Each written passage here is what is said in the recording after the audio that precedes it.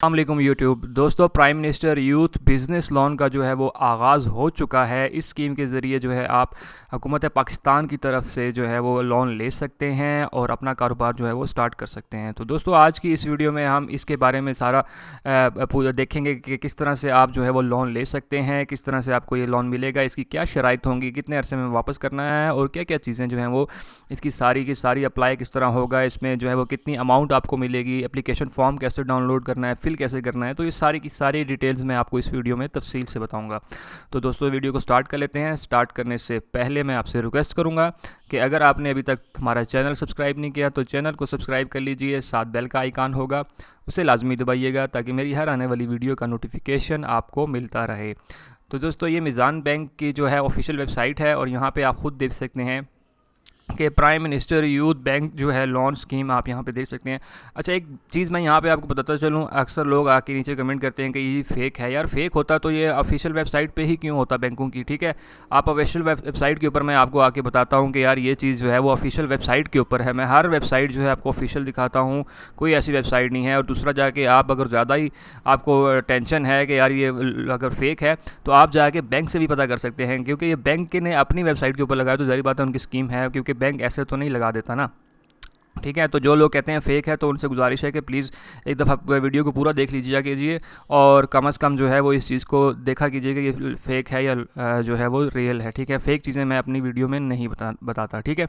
अच्छा, अब बात कर लेते हैं जी इसकी prime minister youth bank loan. पहले तो कुछ आंसर जो है वो मैं आपके दे देता हूँ। वो लोग अक्सर कमेंट आता है कि यार हमने इस लोन के लिए अप्लाई किया हुआ था, प्राइम मिनिस्टर जो दूसरा लोन है उसके लिए अप्लाई किया हुआ था, तो क्या हम इस स्कीम पे भी अप्लाई कर सकते हैं? जी हाँ, बिल्कुल आप कर सकते हैं, क्योंकि अभी तक आपकी जो है वो उस स्कीम से जो है पैसे तो नहीं निकले ना, मतलब आपके उससे पैसे तो नहीं मिले उसको आपको, इसलिए तो आप जो है जितनी भी स्कीम्स हैं उस पर अप्लाई कर सकते हैं जब तक किसी भी स्कीम से आपको पैसे ना मिल जाएँ। ठीक है, तो ये क्वेश्चन जो है वो ज़्यादा इंपॉर्टेंट था कि लोग पूछते हैं कि यार हमें जो है वो इसमें भी अप्लाई करें, तो आप जी इसमें भी अप्लाई कर सकते हैं। आप जितनी भी स्कीम है उसमें अप्लाई कर सकते हैं जब तक आपको किसी एक स्कीम से पैसे ना मिल जाएं। ठीक है, तो आप इसमें अप्लाई कर सकते हैं। और दूसरा ये है कि इसमें आपको पैसे दिए जाते हैं, ना कि कारोबार लगा के दिया जाता है। आपने पैसे लेने होते हैं, वही आपने खुद इन्वेस्ट करना होता है पैसा। ठीक है, अब बात कर लेते हैं जी अपॉर्चुनिटीज़ फॉर यूथ। इसमें जो है वो अब हमेशा की तरह जो इस हुकूमत का जो हमेशा से रहा है कि हमने जो है वो यूथ को आगे बढ़ाना है, उनको बिज़नेस की तरफ लाना है। तो यहाँ पे भी वही चीज़ उन्होंने लिखी हुई है कि जी हम यूथ को जो है वो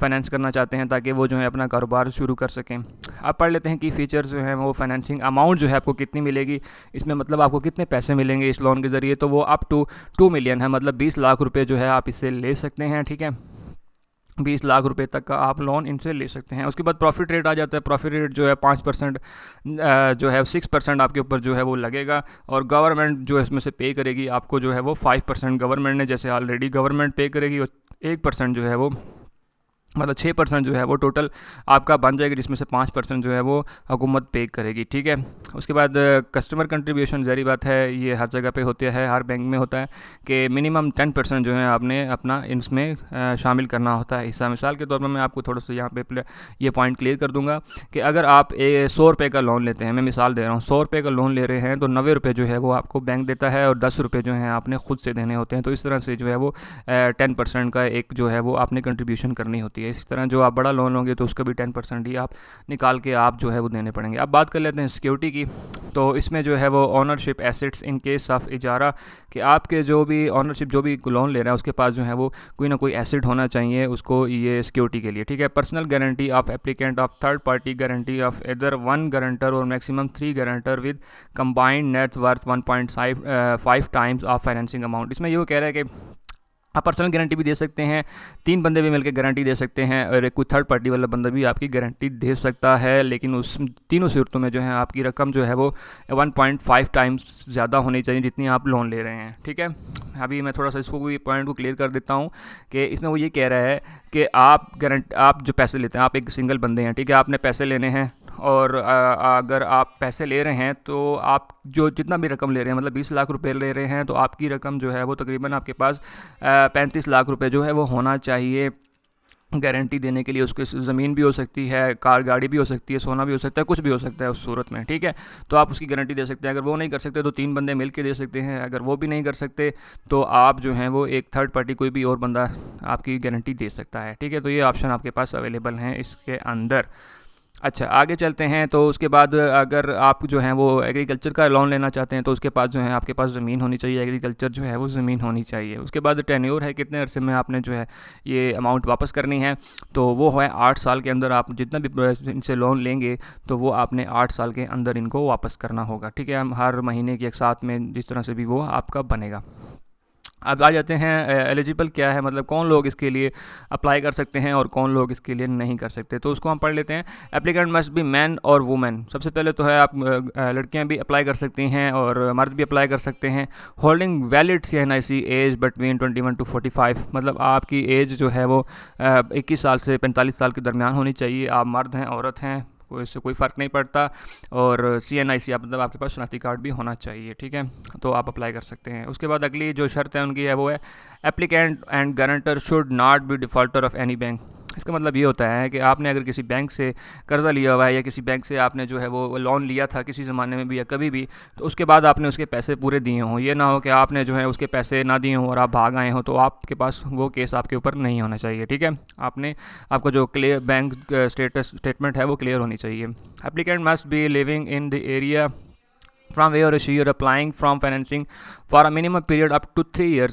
मतलब आप जहाँ से भी आप अप्लाई कर रहे हैं, जहाँ से भी आपने इस लोन के लिए अप्लाई किया है, तो उसके लिए आपके पास जो है वो 3 साल का अरसा वहीं पे आपने जो है वो रहते हों। 3 साल तक जो है आपको अरसा हो गया हो जहाँ से आप अप्लाई कर रहे हैं, वहाँ पे आपको रहते हुए 3 साल हो जाने चाहिए। ठीक है, उसके बाद applicant and guarantor must not be by any court of law, कि आपके पर जो है वो किसी किस्म का कोई केस नहीं होना चाहिए गवर्नमेंट लॉ की तरफ से, जो है ना गवर्नमेंट की तरफ से जो लॉ की कोर्ट है उसकी तरफ से आपके ऊपर कोई केस जो है वो नहीं होना चाहिए, नहीं चला होना चाहिए। ठीक है, मतलब आपका क्रिमिनल केस जो है बिल्कुल साफ़ होना चाहिए। इन केस ऑफ ट्रैक्टर इजारा the farmer must own agriculture land of at least 5 एकड़। अगर आप जो है वो ट्रैक्टर के लिए भी अप्लाई करेंगे, साथ में इसके लिए आप लोन ले रहे हैं उसके साथ ट्रैक्टर भी अप्लाई कर रहे हैं, तो आपके पास जो है 5 एकड़ जो है वो ज़मीन होनी चाहिए। ठीक है, अपनी ज़राई ज़मीन। क्रेडिट हिस्ट्री ऑफ एप्लीकेंट और गारंटर मस्ट बी क्लीन। आपकी जो है वो क्रेडिट हिस्ट्री क्लीन होनी चाहिए, गारंटर की भी और जो गारंटी दे रहा है एप्लीकेंट उसके लिए भी, दोनों के लिए जो है वो उनकी क्लीन होनी चाहिए। For financing under micro proven entrepreneurial potential of applicant and is successful completion 3 to 4 year cycle of कर्ज हसना विद क़ुव्वत इज़ डिज़ायर्ड। इसमें ये कह रहा है कि जी आप जो भी छोटे लेवल पे जो कर्ज़ा लेंगे उसमें आपके पास जो है वो पोटेंशियल होना चाहिए, मतलब जो भी कारोबार आप कर रहे हैं तो उसमें आपको जो है प्रॉफिट रेट आ रहा हो, अच्छा हो और सक्सेसफुल चल रहा हो, और आपसे 3 से 4 साल जो हैं उसके हो जाने चाहिए। मतलब 3 से 4 साल जो हैं आपके उसको चीज़ को हो जाने चाहिए अगर आप जो है वो कारोबार जो है पहले से कर रहे हैं। ठीक है, और guarantee must not an employ of Meezan Bank, के जो भी गारंटर देगा ना, जो गारंटी देगा आपकी, वो मीज़ान बैंक से नहीं होना चाहिए। ठीक है, तो ये सारी शराइत थी, आसान सी शराइत थी जो कि आप आसानी से जो है वो ये इसके लिए अप्लाई कर सकते हैं गवर्नमेंट के इस लोन के लिए।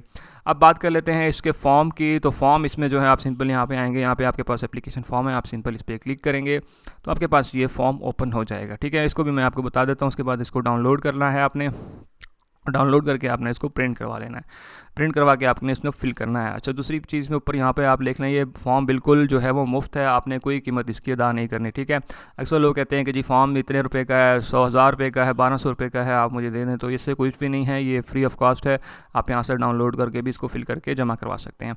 अब यहाँ पर बात आ जाती है, बहुत से लोग क्वेश्चन करते हैं कि फॉर्म ऑनलाइन जमा होगा या बैंक में जाके जमा होगा। भाई ये जो है वो बैंक में जाके आपको जमा करवाना पड़ेगा, ऑनलाइन जमा नहीं होगा। जो ऑनलाइन होता है वो हम बता देते हैं कि ये ऑनलाइन ही जमा होगा। ठीक है, अच्छा, उसके बाद पहले यहाँ पे आपने अपना नाम लिखना है इस जगह पे। उसके बाद आपने यहाँ पे औरत हैं मर्द हैं जो भी हैं आपने यहाँ पे टिक लगा देना है। उसके बाद आपने यहाँ पे इस खाने में जो है अपने शनाख्ती कार्ड का नंबर देना है।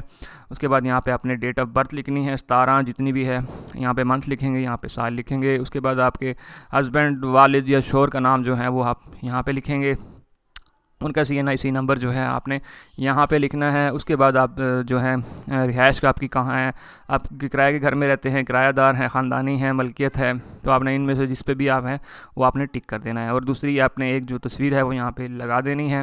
उसके बाद आपने यहाँ पे मौजूदा पता इस खाने में लिखना है, यहाँ पे तहसील लिखनी है, ज़िला लिखना है और शहर का नाम लिखना है। उसके बाद आपने यहाँ पे जो है वो अपने घर का फ़ोन नंबर अगर आपका है वहाँ पे यहाँ पे अपना फ़ोन नंबर लिखना है, अगर नहीं है तो ज़रूरत नहीं है। मोबाइल नंबर आपने यहाँ पे लाजमी लाजमी देना है, अपना मोबाइल नंबर। उसके बाद वो आपसे पूछ रहा है कि जो सिम आपके नाम पे है या नहीं है, तो अपने हाँ, अगर आपके नाम पे है तो हाँ करेंगे, अगर नहीं है तो नहीं। यहाँ पे जो नंबर लिखेंगे उसका पूछ रहे हैं। उसके बाद ईमेल एड्रेस अगर आपके पास है तो आप दे सकते हैं, अगर नहीं है तो ज़रूरत नहीं है। उसके बाद आपने अपना परमानेंट जो है वो मुस्तकिल पता यहाँ पे लिखना है, कहाँ आप मुस्तकिल रहते हैं। उसके बाद तहसील, ज़िला और शहर का नाम यहाँ पे आ जाएगा। इज़वाजी ज़िंदगी मतलब आप मैरिड हैं, अनमैरिड हैं या दीगर इनमें से जिस पे भी हैं आप टिक लगा देंगे। नंबर ऑफ़ डिपेंडेंट, आप मतलब आपके नीचे कितने लोग जो है वो डिपेंडेंट हैं, आप कितने लोगों की परवरिश कर रहे हैं, तो वो यहाँ पर लिखेंगे। अगर आपके पास कोई एजुकेशन है या एक्सपीरियंस है और कितने साल का है, तो आप यहाँ पे तफसील से लिखेंगे उसको, ठीक है। उसके बाद आपका जो आप बेरोज़गार हैं अभी या कोई कारोबार कर रहे हैं या क्या है, तो आपने यहाँ पे जो है वो लिख देना है कि जो भी है आपने टिक कर देना है इसके ऊपर। फाइनेंसिंग अमाउंट, आपको कितनी अमाउंट जो है रिक्वायर्ड है। टोटल 20 लाख रुपए है, तो उसमें से आपको कितनी रिक्वायर्ड है। 20 लाख की 20 लाख आपको चाहिए, 15 लाख चाहिए, 10 लाख चाहिए, 8 लाख चाहिए, वो आपने यहाँ पे लिख देना है। मुंतखब कारोबार, आपने जो है वो कौन सा कारोबार चूज़ किया है, मतलब आप किस चीज़ का, आप फार्मिंग करना चाहते हैं, पोल्ट्री फार्म खोलना चाहते हैं, दुकान खोलना चाहते हैं, कारोबार करना चाहते हैं, वो आप यहाँ पर बताएँगे, ठीक है। और पूरा का पूरा यहाँ पर थोड़ा सा उस कारोबार के बारे में लिखेंगे। उसके बाद वो कह रहे हैं कि आप जो है किसी ख़ास जो है कैटेगरी से ताल्लुक़ रखती है, मतलब शहीद की बीवी हैं, विधवा हैं या खसूसी अफराद है, जो उनके लिए आप इनमें से एक पे टिक करेंगे अगर आप इनमें से कोई हैं तो, ठीक है। इसी तरह आपने जो है वो यहाँ पे अगर किसी और बैंक से आपने लोन लिया हुआ है तो आप इधर लिखेंगे कि मैंने इस बैंक से लोन लिया हुआ है और इतना अदायगी जो है मैंने कर दी है या नहीं कर दी, वो सारा कुछ आप यहाँ पे लिखेंगे। उसके बाद आपने यहाँ पे अपना नाम लिखना है और यहाँ पे आके आपने दस्तखत कर देने हैं। तो इस तरह से आप ये जो है आसान सा फॉर्म फिल करेंगे। अगर इसके नीचे आएंगे तो आपके पास ये वाला है, इसमें आप जो है गारंटर के नाम वगैरह और उनकी भी इसी तरह सारी चीज़ें आप यहाँ पर आ जाएंगे। नेम आ जाएगी, फ़ोन नंबर आ जाएगा, रेजिडेंस आ जाएगा और कंप्यूटराइज साथी कार्ड और मोबाइल नंबर आ जाएगा। तो ये सारी चीज़ें आपने फिल कर देनी है उसी तरह से ही, ठीक है। तो ये सारी चीज़ें फॉर्म इस तरह से आसानी से आपका फ़िल हो गया। अब आपने जो है जाके इसको जमा करवा देना है मीज़ान बैंक में। अब आज बारी आ जाती है मीज़ान बैंक जो है वो ढूंढने के कैसे। तो आपने सिंपल यहाँ पे नीचे आके जो है वो लोकेट आप ब्रांच के ऊपर क्लिक करेंगे। लोकेट ब्रांच के ऊपर क्लिक करने के बाद जो है आपके पास ब्रांचेज़ जो हैं वो मीज़ान बैंक की पूरे पाकिस्तान में जो है वो ओपन हो जाती हैं, ठीक है। ये थोड़ा सा ओपन हो जाए तो ये हमारे पास इस तरह से जो है वो ओपन हो जाएंगी ब्रांचेस। अब आप थोड़ा सा ऊपर आएंगे, यहाँ से आगे अपने जिस सिटी में भी आप रहते हैं वहाँ से आपने चूज़ कर लेना है। मिसाल के तौर पर मैं अभी जो है वो रावलपिंडी में रह रहा हूँ, तो मैं यहाँ से रावलपिंडी सेलेक्ट कर लेता हूँ, ठीक है। जैसे मैं रावलपिंडी सेलेक्ट करूँगा तो रावलपिंडी की ब्रांचेज़ मेरे सामने आ जाएंगी। अब आप यहाँ से देखेंगे, इस पर क्लिक करेंगे तो आपके सामने सारी रावलपिंडी की ब्रांचेज़ आ जाएंगी। आप अपने करीब तरीन इलाके की जो भी ब्रांच है उसके ऊपर जो है आप चेक कर सकते हैं। अभी जैसे मैं जो है वो सदर ब्रांच मेरे करीब पड़ती है, तो मैं यहाँ पे इस पर क्लिक करूँगा तो मेरे सामने सारी डिटेल्स आ जाएंगी। सदर ब्रांच, उसका एड्रेस, उसका फ़ोन नंबर, उसका फैक्स और ब्रांच में कौन है, मैनेजर कौन है, उसका कोड, सारी चीज़ें मेरे पास जो है वो आ जाएंगी। और मैं जो है वो यहाँ पे इनसे कांटेक्ट करके इनसे पूछ सकता हूँ और रास्ता भी पूछ सकता हूँ कि आपका बैंक जो है वो किस जगह पे लोकेट है।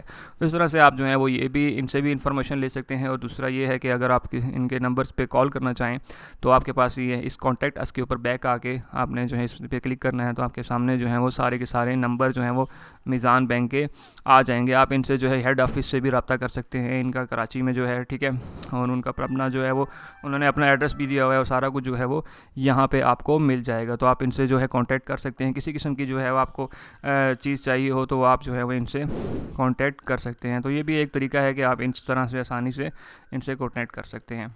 तो ये तरीका था इनसे कांटेक्ट करने का। तो मैंने जो है वो तकरीबन सारी चीज़ें आपको तफसील से बता दी हैं। अगर आपका फिर भी कोई क्वेश्चन है तो आप मुझे कमेंट सेक्शन में बता देंगे।